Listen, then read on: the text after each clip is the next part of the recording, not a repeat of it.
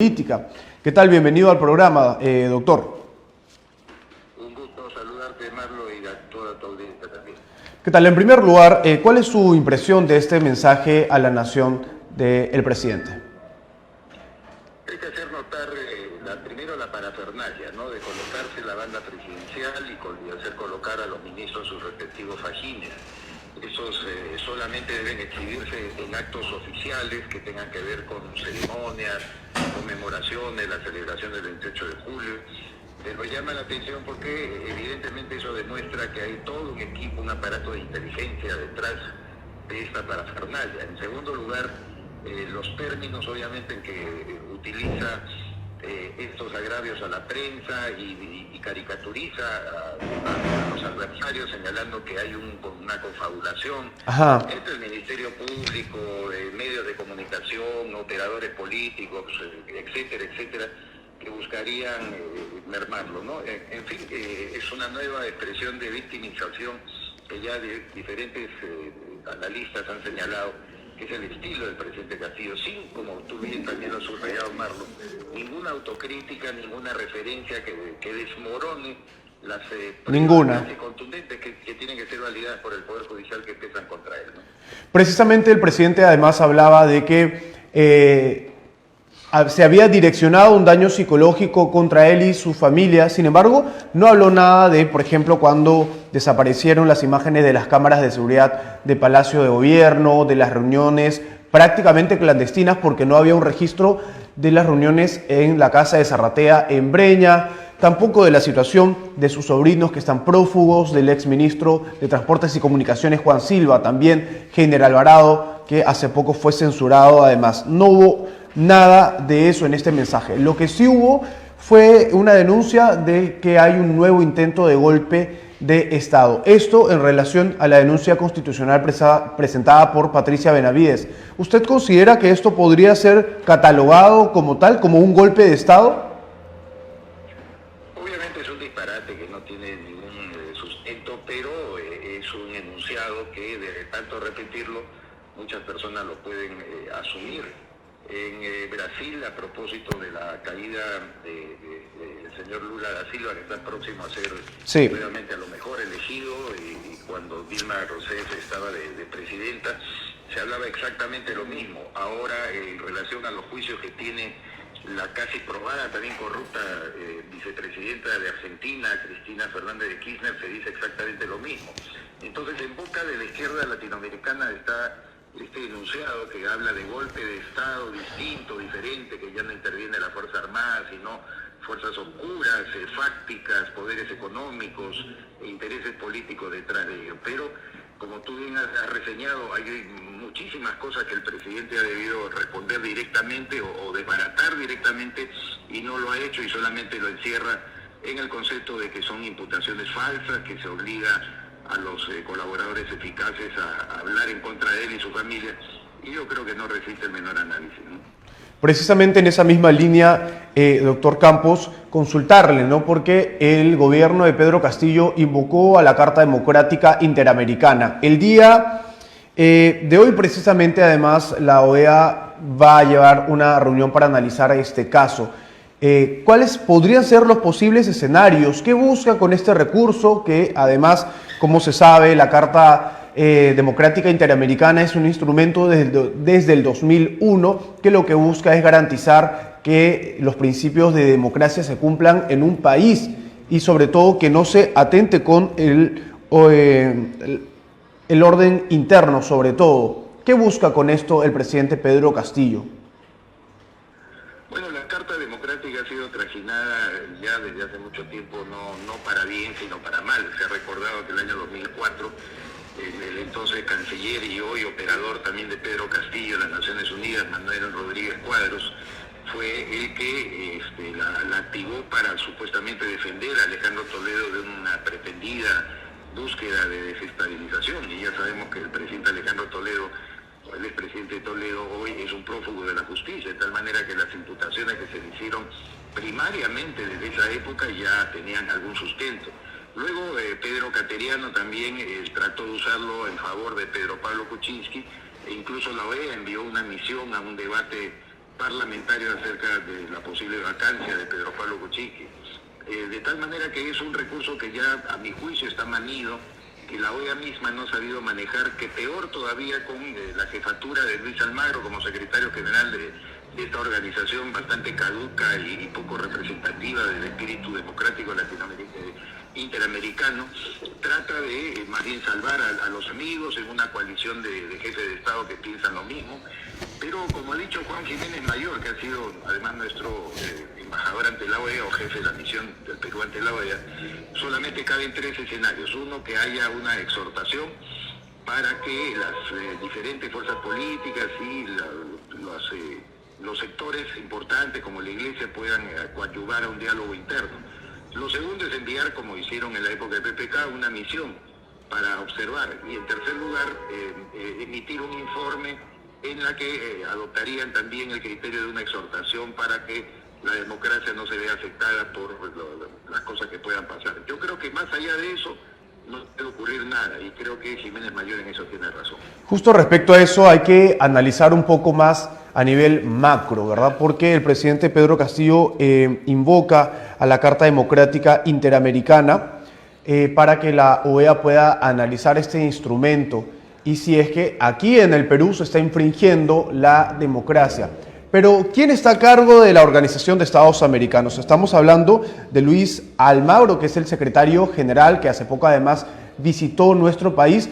A ver si la producción me confirma, vamos a mostrar además el reencuentro exacto entre Almagro y el presidente Pedro Castillo, porque el secretario de la OEA felicitó al gobierno, halagó prácticamente la gestión de Castillo. Vamos a escucharlo. El Perú tiene un potencial en la capacidad y en el conocimiento de sus pequeños agricultores, capacidad y conocimiento en sus empresas agrícolas, capacidad y conocimiento en sus técnicos y especialistas. El Perú puede aportar muchísimo y vimos al presidente absolutamente comprometido con la mejor gestión de la agricultura para que la misma sea una respuesta nacional dentro del Perú, pero también respuesta dentro del propio hemisferio. La mejor gestión de la agricultura para que la misma sea una respuesta nacional dentro del Perú, pero también respuesta dentro del propio hemisferio. Bueno, escuchábamos ahí al señor Almagro, quien actualmente se desempeña como secretario general de la Organización de Estados Americanos, institución internacional a la cual hoy el presidente Pedro Castillo acude para que de alguna manera se inmerse un poco en la política y envíe quizás una misión de observación para ver si es que aquí en nuestro país se está infringiendo el orden interno y que sí se está atentando contra la democracia. ¿Qué nos indica esto, señor César Campos, ¿no? Hace poco el señor Almagro estuvo aquí en nuestro país y de alguna manera halagó la gestión del presidente Pedro Castillo. Quizás el mandatario está buscando alianzas internacionales. No, sin duda alguna, ¿no? Y para eso tiene otro operador político que es el embajador en retiro, Harold Forsyth, quien además se hizo muy amigo de Luis Almagro cuando ambos en los años 2007, 2008 fueron embajadores de sus respectivos países en la República Popular China. Tengo entendido que Forsyth ha reunido a varios de los representantes y jefes de misiones de distintos países latinoamericanos, especialmente los del mismo signo del señor Castillo, ¿no? Al de Chile, al de Argentina, al de los de tendencia izquierda, digamos. Con tendencia de izquierda, y ha estado conversando con ellos para lograr los ansiados 24 votos que necesita para que se active la Carta Democrática. Pero bueno, Almagro es uno de esos viejos parásitos burocráticos internacionales que no sirve para nada, ¿no? Justamente a raíz de su visita también trascendió y se hizo recordar un video en el que presta declaraciones a un medio de comunicación chavista ahí en Venezuela, en la que alaba al dictador Hugo Chávez y alaba a Nicolás Maduro como si fueran pues los epónimos de la democracia latinoamericana, y todo por conseguir su voto.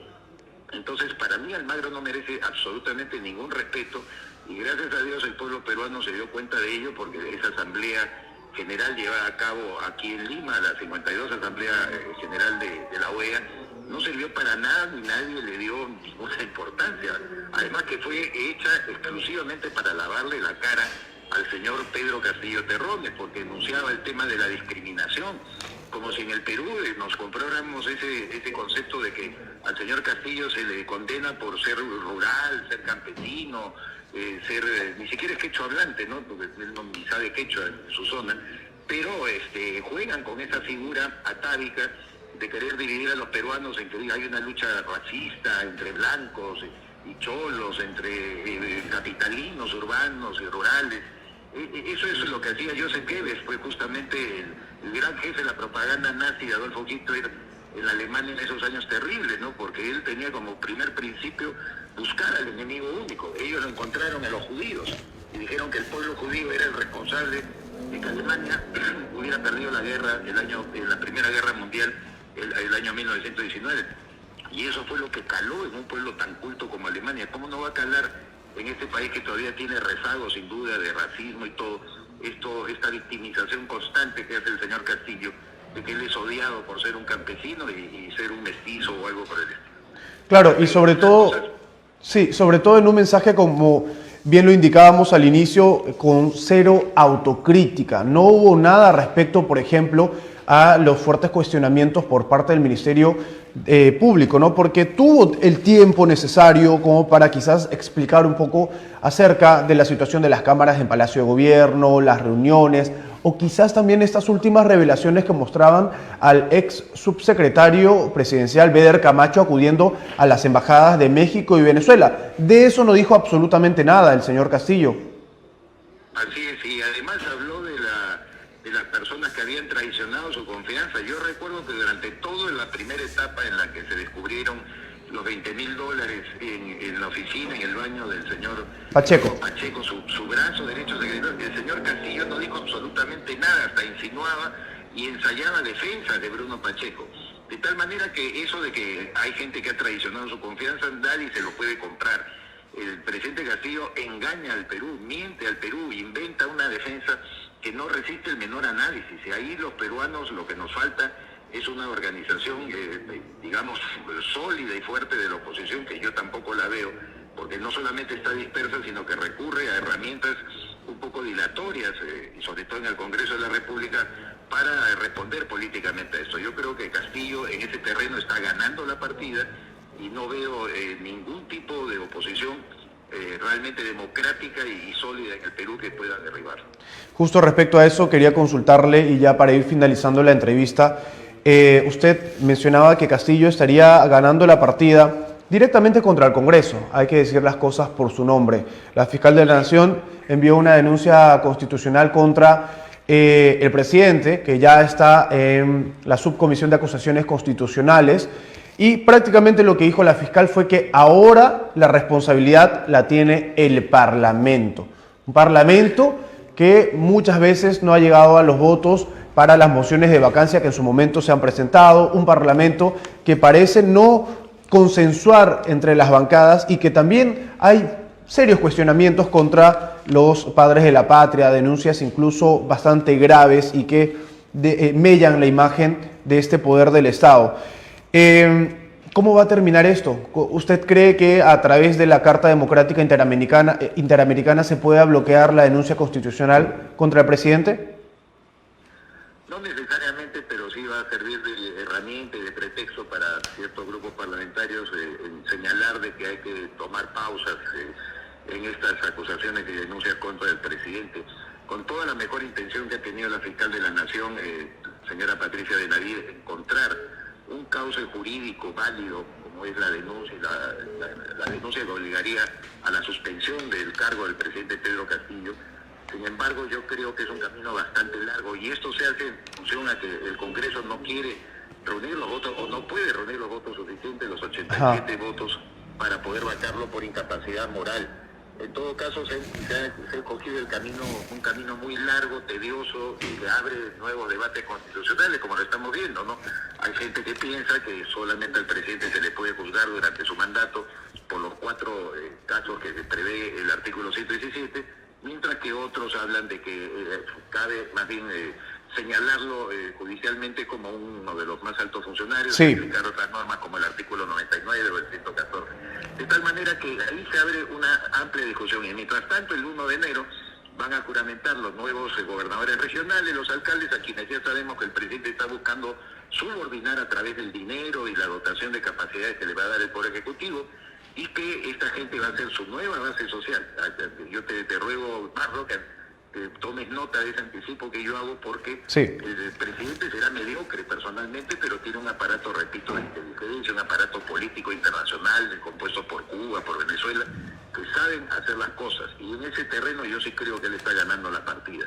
A partir del 1 de enero, reitero, el señor Castillo va a hacerse del apoyo político de gobernadores ávidos de recursos del Poder Ejecutivo, de las arcas fiscales, y ávidos, por supuesto, de todos los funcionarios que los puedan ayudar a hacer perfiles en cada uno de los proyectos que ellos quieran. Y por supuesto que aquí, al menos desde Contigo TV, vamos a estar muy al tanto de esto que usted ha indicado. Como bien lo ha señalado, el próximo año empiezan en carrera política o empiezan la gestión los gobernadores regionales, y queremos ver cómo va a ser de alguna manera la estrategia que va a llevar a cabo el gobierno en medio de esta crisis política. Muchas gracias, señor Campos, por la entrevista. Nosotros vamos a contactarlo, por supuesto, en otra oportunidad aquí en Contigo en la Política, donde analizamos, por supuesto, muchas gracias, donde analizamos los casos más importantes. Y ahora, antes de continuar con el programa, porque tenemos más entrevistados y más temas importantes que tocar, vámonos a una brevísima pausa y regresamos en Contigo en la Política.